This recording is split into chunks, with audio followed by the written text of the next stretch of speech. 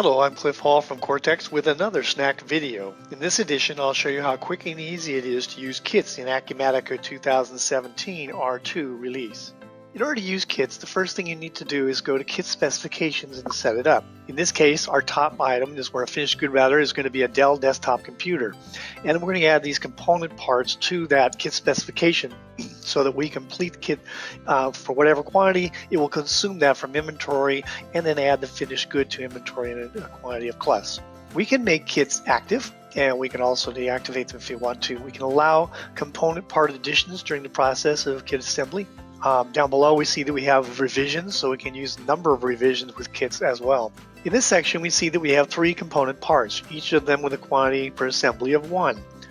We can actually allow component quantity variance if we're okay with that. We can also check and save minimum and maximum quantities for whenever we create kit assemblies. Sometimes we'll want to disassemble a kit. In order to do that, you'll use a disassembly approach. That sometimes the items that are being disassembled will not be complete or usable by the time you're done with that disassembly. So you can change the disassembly coefficient to reflect that reality. Kit specifications also allow non-stock components. In this example, we're using labor, and we're putting about a half hour per assembly for this particular kit per item. Once kit specifications are done, it's time to go through and use our kit assembly. The kit assembly here, we can see that we are using it for production. In a moment, we'll use it for disassembly. It's on hold at the moment, so we'll take that off. There is a date and a post period, and this is our finished good we're going to use. The warehouse to which the finished good is going to go is shown here, as well as the warehouse to which the component parts will be consumed. The location will be the storage location.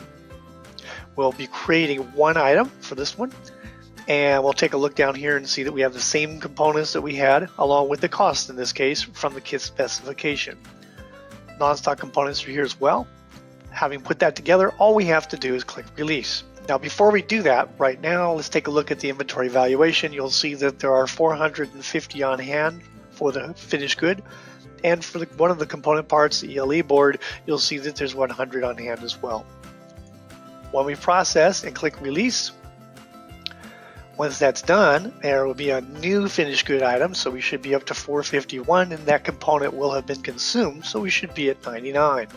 Refreshing our report, there's 451, and for the component part, there's our 99. Kit disassembly is very similar to assembly in the first place. The only big difference is reason codes, where we tell the system why we're disassembling it in the first place.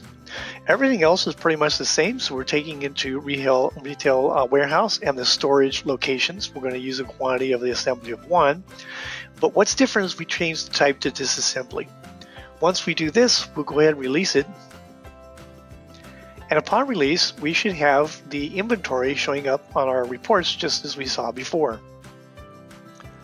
After processing, the inventory valuation report for the finished good shows back to 450 as opposed to 451, and that component part that we elected to take a look at is also going to be back to 100 as opposed to 99. So you can see from this example that the kit assembly and disassembly processes in Acumatica are quite simple and straightforward. Thank you for watching another Cortex Snack video. Subscribe below and find out more about how we can help you enhance productivity and increase your profits.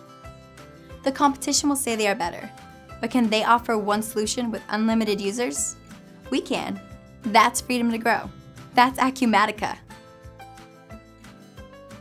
Find out more at cortex.com.